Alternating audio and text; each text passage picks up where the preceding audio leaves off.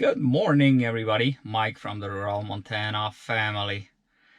In this video, we're gonna just talk briefly about my first impressions and thoughts about the Ford F-150 Lightning reveal from last night.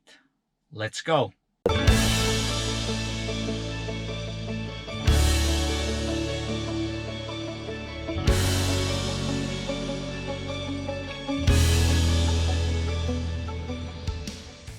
So the Ford F-150 Lightning was unveiled last night, and it was pretty good overall. I liked it. There were a few things that I would say didn't belong there or were not done so well. Especially with the specs, I don't think we got to see the specs really of this truck. They kind of cut that a little short, but so let me know in the comments down below if you actually watched it, if you have seen it yet, if you even knew about it. It was not really advertised very well, I think. I personally just kind of heard on the side. Somebody that is not into electric cars probably didn't even hear about it.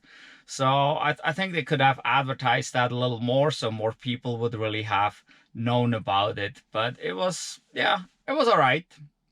So anyway, it started out with kind of the history a little bit of Ford and about the plant that they will be building the Lightning in. It was very brief, short. They moved on, and then they talked about the UAW, and the UAW is the Union of Auto Workers, and that was relatively long. That was at least as long as the introduction that they had about the history and everything. And I thought that was kind of weird because I'm not sure what the union really has to do with the unveiling of the new Lightning. Yes, I guess everybody is a union worker at Ford.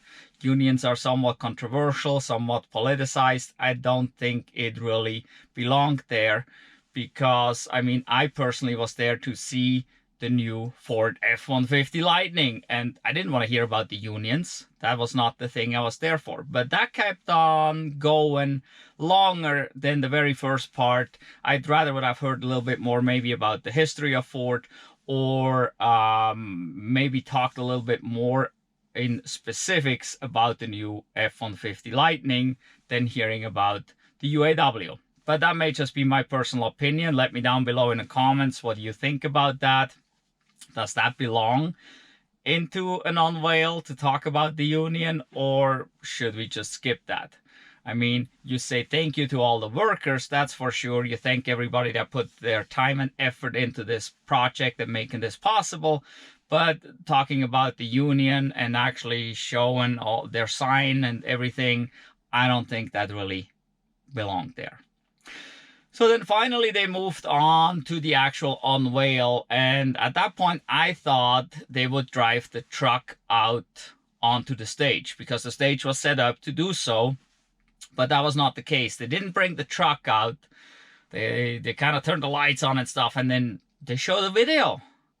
And there was a lot of CGI, a lot of computer animated stuff in this video. You couldn't really tell is the truck real or not, so that was kind of like, okay. They showed it in several different colors and things, and it's like, but does the truck really exist or not? We still did not know at this point because, yeah, you would have thought they'd drive it out on stage and show it off right there, but they showed this video, and throughout the video they showed some of the specs, not even all of them, but some of them.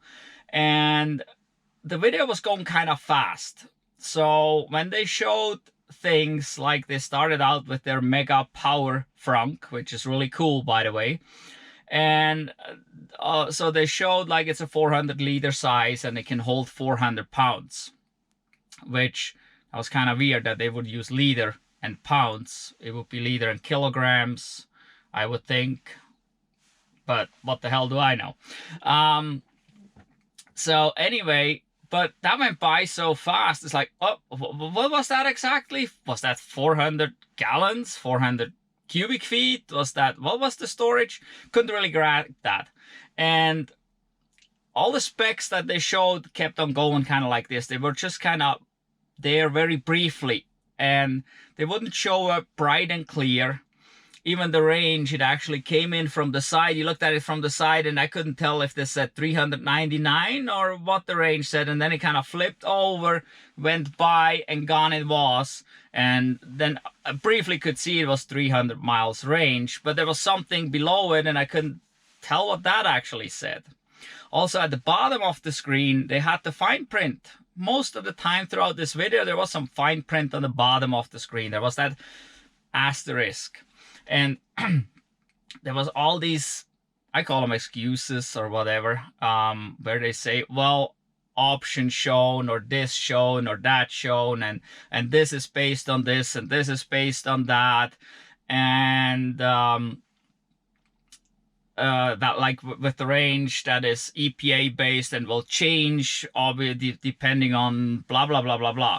So it was kind of distracting to have that on the bottom of the screen, because you're trying to watch the video as well as look at the bottom of the screen to see if there's any important information, or is it just excuses for something or legal. And I wasn't there for legal or excuses. I was there to see this truck, and I wanted to see the specs. So I had to stop the video several times to actually see what the specs are, so I could see all this and get all the information that they showed. But they didn't even show all the information. That was kind of weird. So then finally, after the video was over, they drove the truck out on stage, and we finally got to see it in real life. And it was underwhelming. I would have thought they put some sort of impressive something on this truck, or in the truck or something, but it looked like an F-150. Like it has looked for what, the last 10 years basically. It hasn't changed much, and the lighting didn't really change much. Yeah, it had this grill, but why does it have a grill anyway?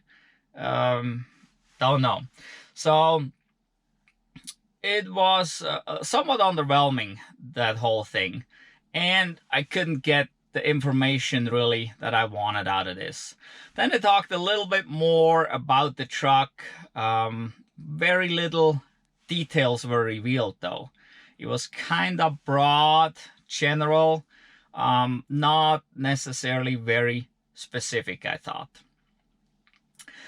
And we didn't get to see the truck when it was on stage. Like they wouldn't go around it and show it off. They wouldn't open the door, show the inside, or any of that at all. I don't think we never really seen the bed. We've seen there's a couple outlets in the bed, but we never really seen anything. Didn't get the size of the bed. Didn't really get much.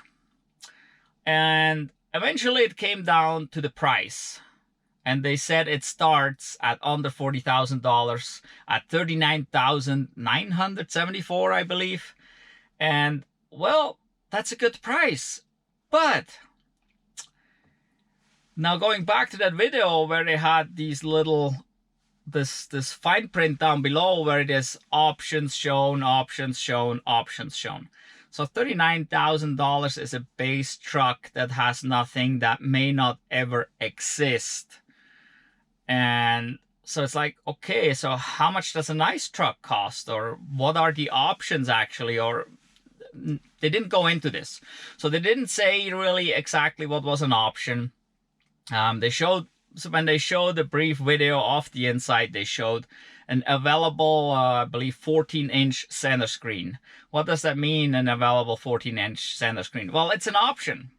It's not standard. So it's kind of like there's an option over an option, and another option, and then they show the base price.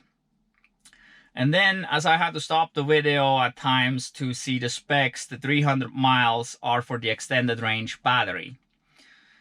Which 300 miles, I don't think that is enough miles for an extended range battery. I personally would have expected 280 to 320 miles for the standard battery, and then probably 380 to 420 for the extended range. So that we have about 100-mile difference between the standard range and the extended range. But it was 300 miles for the extended range. So that was the expensive battery, but they showed the cheapest price. It's kind of like they're trying to trick you. I remember the Tesla Cybertruck reveal, and the specs were clearly posted up on the screen, stayed up there for all three versions, with the price, everything right there, the cheapest model to the most expensive model, clearly stated in the reveal. And I kind of would have liked that.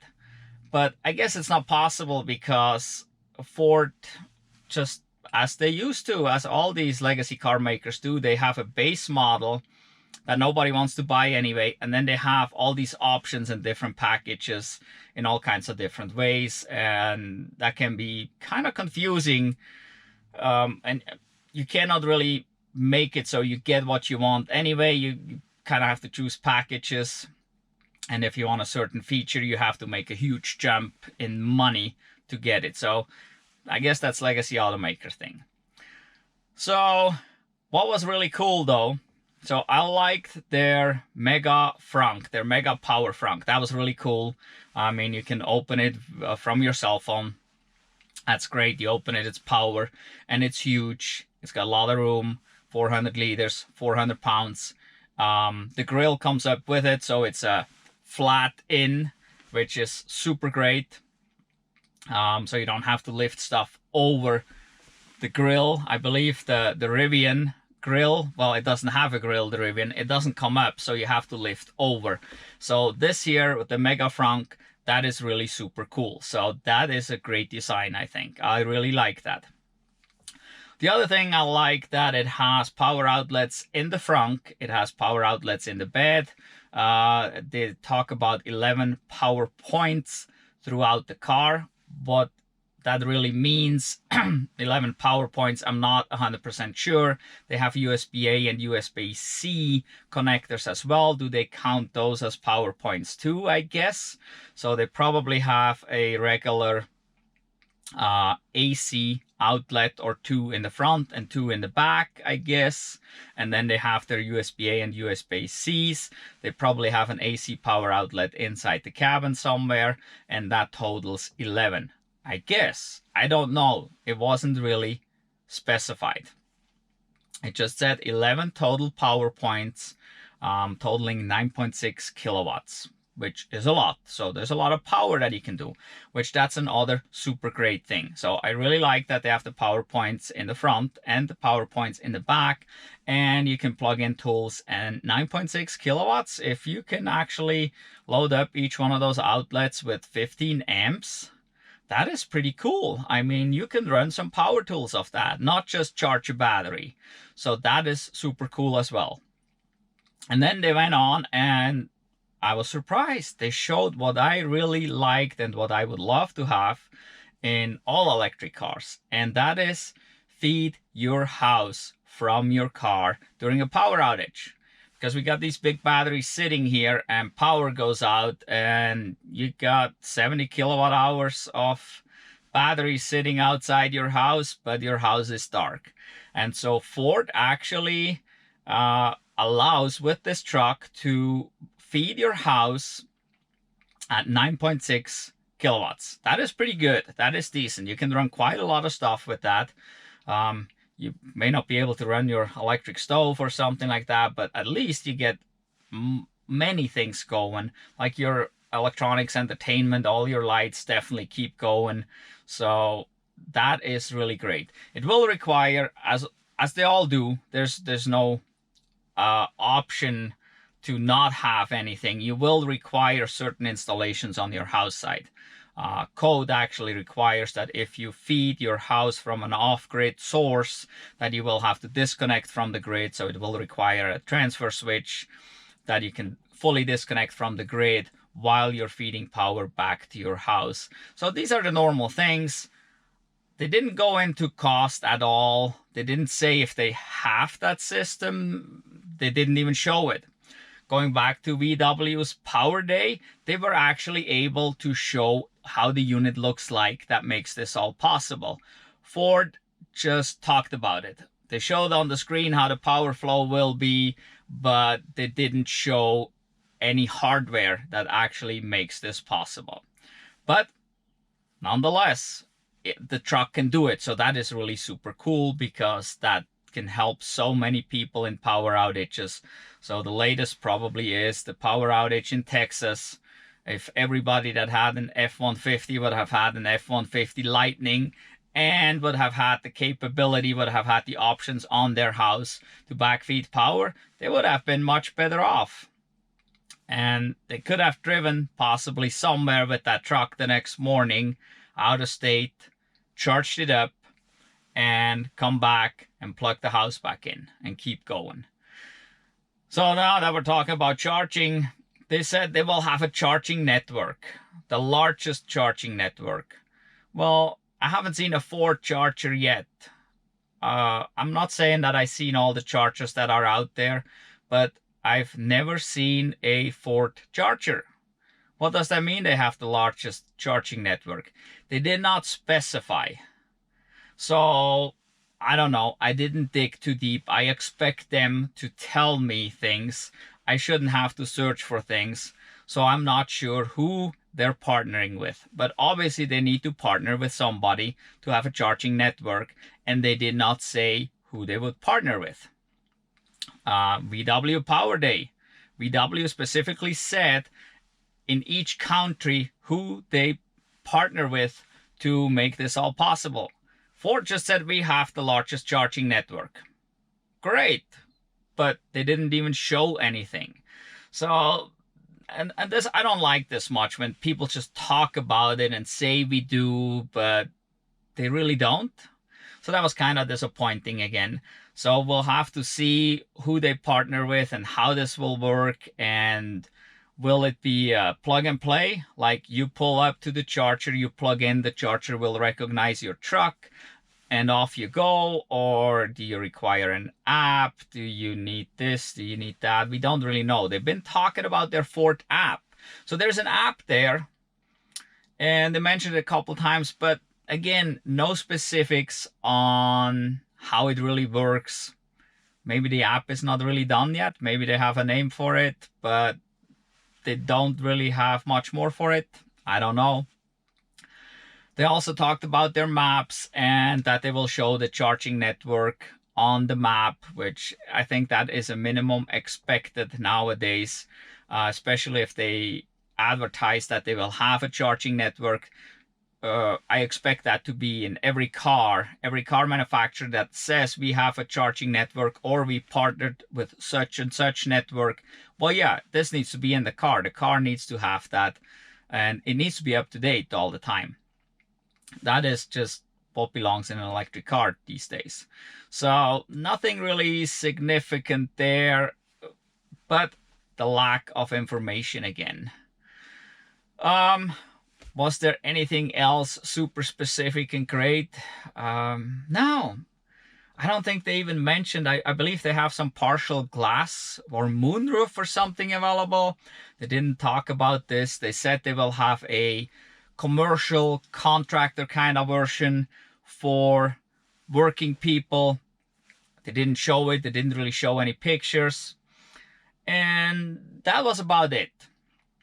So it was a little overwhelming overall. I mean, it's super great that they finally revealed the truck, that we finally got to see there's at least one that drives around. That's the one that drove out on stage.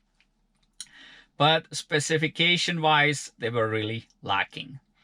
So at the very end, they brought out their Ford Mustang Mach-E, the new one, the GT. And they also brought out the Ford Transit, basically the European van that now is available over here and will be electrified this year, hopefully as well.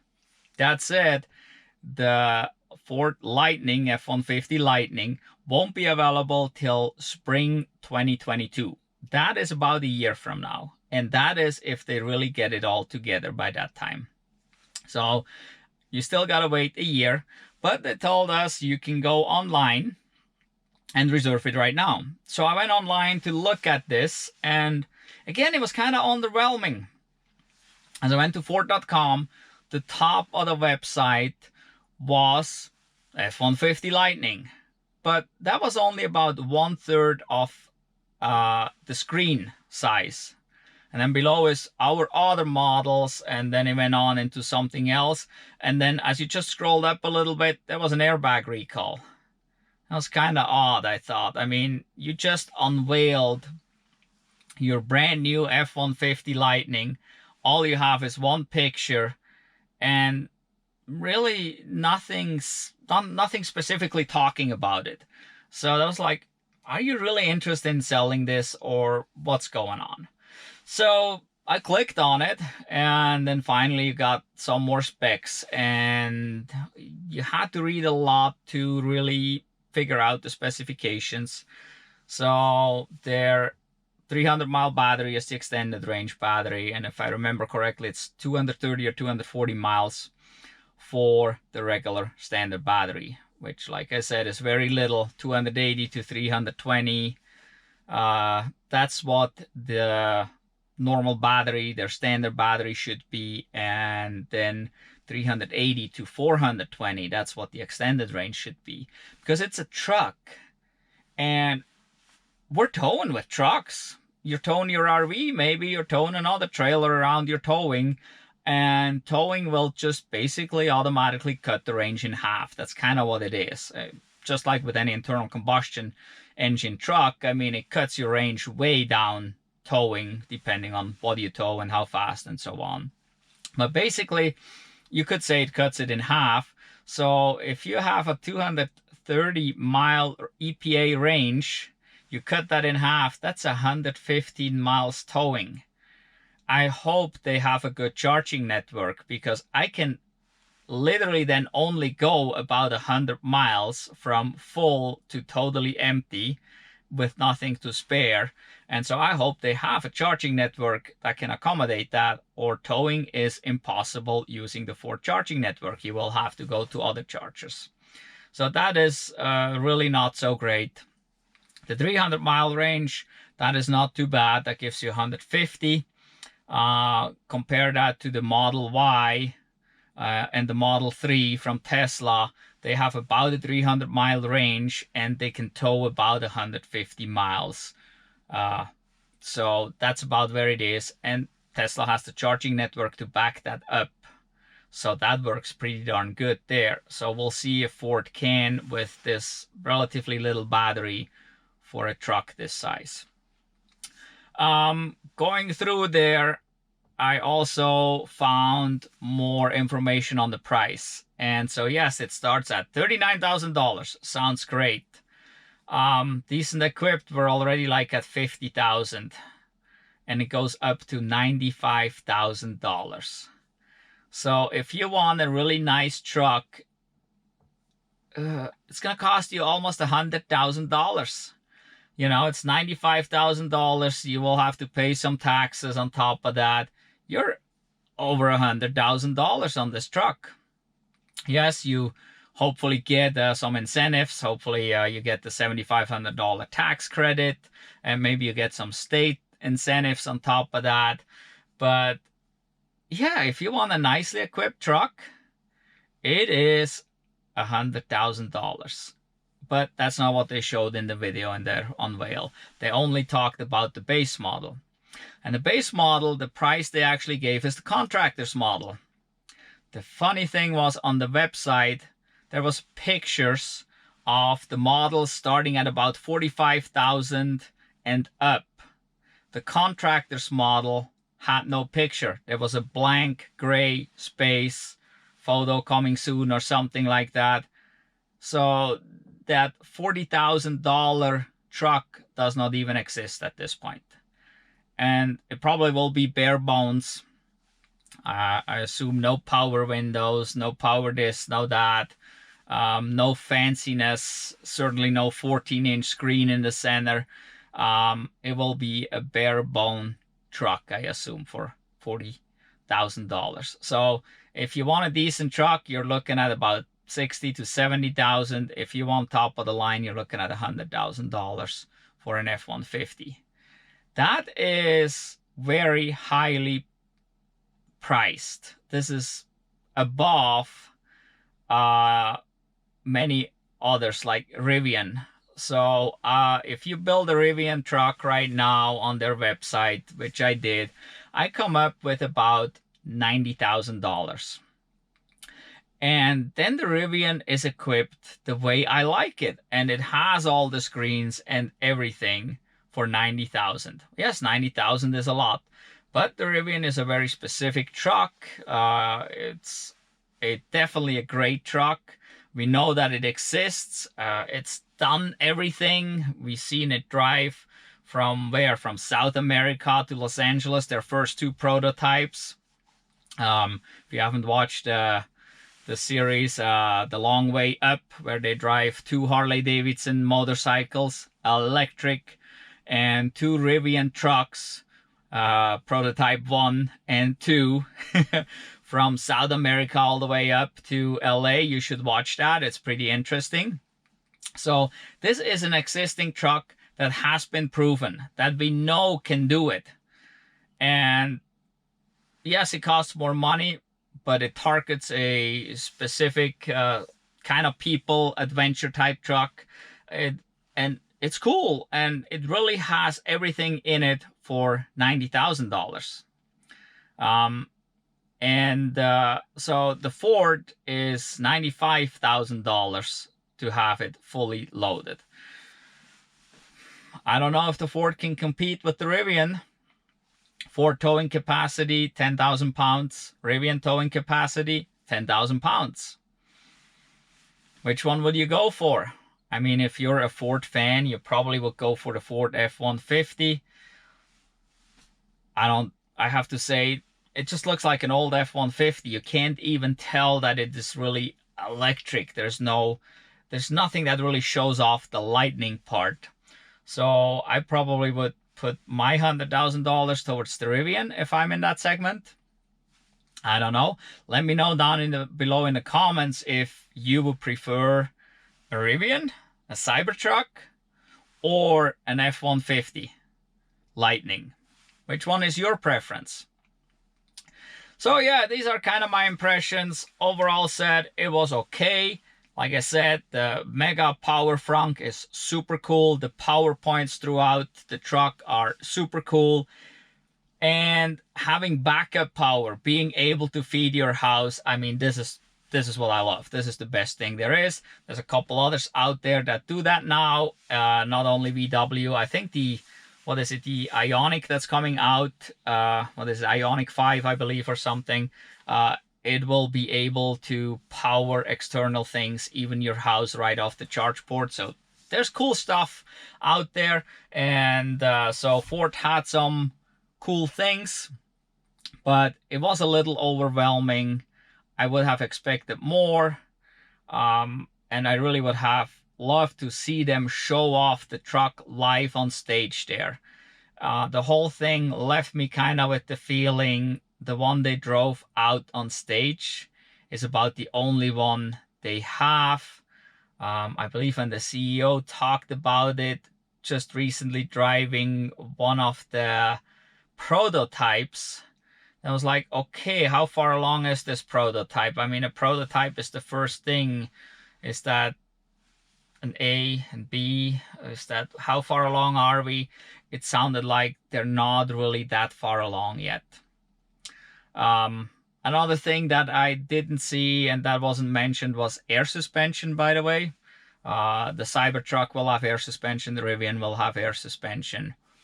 Ford didn't mention anything. So when they show pictures of the suspension, I'm pretty sure I've seen coil springs. Yeah, so we will have to see. I very much hope they bring this out, as they said, in spring 2022. That would be super cool. Any electric car, any electric truck that comes out is definitely helpful. and will be a great addition, will increase competition, and we need a little more competition, especially here in the United States. Europe has much more competitions in the EV sector. Over here we really lack that. So I hope Ford is going to bring this out quickly, maybe ahead of time. I wish, but I have my doubts at this point. So yeah, let me know down below in the comments what you think about the F-150 Lightning. Let me know if you've seen it last night or if you didn't. Let me know if you prefer the Lightning or a Cybertruck or a Rivian, or if you're waiting for an Atlas. Let me know your thoughts about this. Well, this brings us to the end. Please give us a thumbs up for this video. If you haven't done so yet, subscribe to our channel and have a wonderful day. Thank you for watching. Goodbye.